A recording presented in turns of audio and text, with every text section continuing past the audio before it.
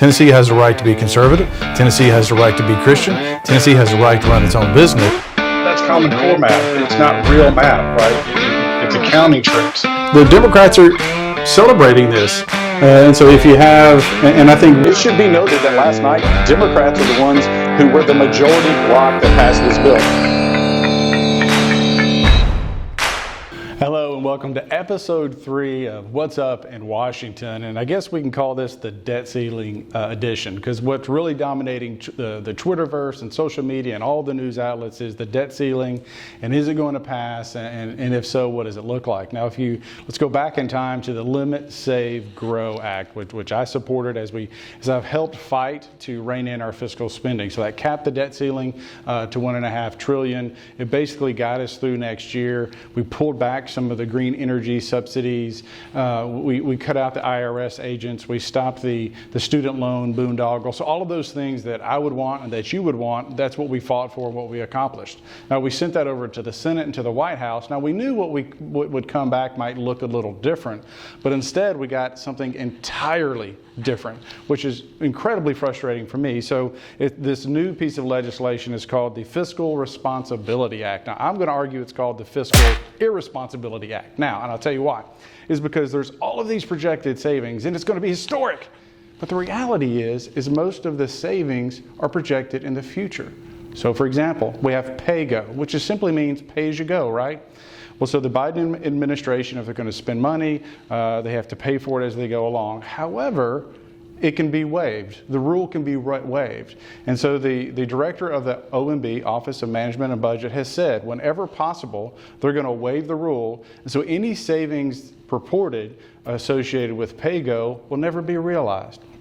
When you look down the road into the spending targets, by the way, so what's in this bill, they're targets, they're not actualized numbers. Those savings are just guesses. And you know, the work requirements for SNAP and TANF, great, it went from 49 to 54, but then there's these 3 new areas of waivers, and the Office of Management and Budget has said it's actually going to increase the number on these programs, and it's going to cost taxpayers money. And so it's not what it seems to be. It's not what it's purported to be. So over the weekend, it's a holiday weekend, which again, they dropped this on us over a weekend. My team, so shout out to the legislative team and my chief and everybody involved, we went through the bill and we came up with some amendments to try to make it better. So there's 8 amendments. I'll try to keep this brief because I don't want to bore you, but the first few are the most important. So one is I went back to our original number. So under this new plan, it kicks it all the way out to 25 versus just a year from now. I'll put in there, so it's a date certain, not a dollar amount certain. So one of my amendments actually put the $1.5 trillion cap in there. So I felt, just as we live on a budget as a family of 5 and that you live on a budget, that Congress should live on a budget. So all it did is say, look, sure, we can kick it to 2025. However, you've got to spend less than $1.5 trillion. The other amendment was like, okay, let's say we can't get support for that. Let's do a clean extension for 30 days, so just through June 30th, which would allow us to get back to the drawing board and get closer to the Limit, Save, Grow Act. By the way, all of these amendments were shot down, but I'll explain that in a minute. Another amendment is, okay, instead of, let's say 30 days isn't enough, we're going to push it out to mid-2024. And the logic behind that is one, it puts it before the election, so that gives us leverage with the Democrats. But then every month that I can rein in that date, it's savings for the taxpayer, right? And so when you give someone a blank or open-ended credit card, the sooner I can get that back, the less money is going to be spent on it. So that's what we're trying to do with that amendment. So in this bill, in the original bill, we took away funding for the IRS agents. We didn't get that.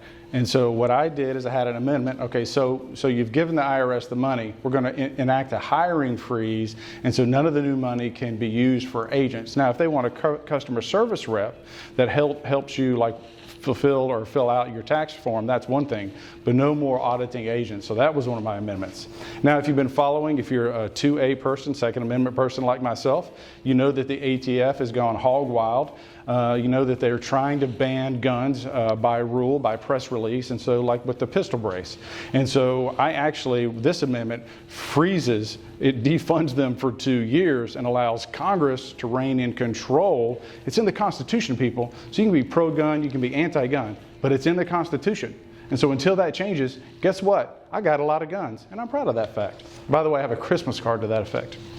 This one goes back to, I had a piece of legislation that repealed Joe Biden's Inflation Reduction Act. But quite frankly, his Inflation Reduction Act actually caused inflation. You don't have to be a genius to figure that one out. And so what that did was it just reins in the $400 billion in the green subsidies. It reins in all the money from the student loan, all those kinds of things. This is kind of nerdy, but the National Environment Policy Act, there's some defunding there. And then the Agency for Global Media. So they get money from Congress and they turn around and they talk bad about us. Like, look, if you're going to be an ally of ours, be an ally. If you're going to talk bad about us behind our back, you don't need any of our money, right? It's kind of common sense stuff. The last two are probably going to be ruled not germane, meaning they weren't going to let me do it. But I figured it was worth a try. If you don't ask, you don't get. Now, so what happens? So why did these amendments not go forward? So there's a rules committee, and you can have open rule or you can have closed rule. Now, keep in mind, this was dropped on us over a weekend. Keep in mind, we didn't have input into this piece of legislation like we did in the Limit, Save, Grow Act. And so I felt it necessary, my team felt it necessary to work on the bill, to work on these amendments. And we even went to the parliamentarian and showed them each one of these amendments to see which one would be germane, meaning that we could do it, or not germane, meaning that, okay, it's not relevant, you can't move forward with it. So we did all the heavy lifting on the front end. All they had to do was allow us to present them, allow them to get to the floor, and they denied us that right. So I'm going to be voting no on this nonsense piece of legislation. It is not a savings for the taxpayer. There's no way I'm voting for this. I'm a hard no. God bless you. We'll see you on the other side.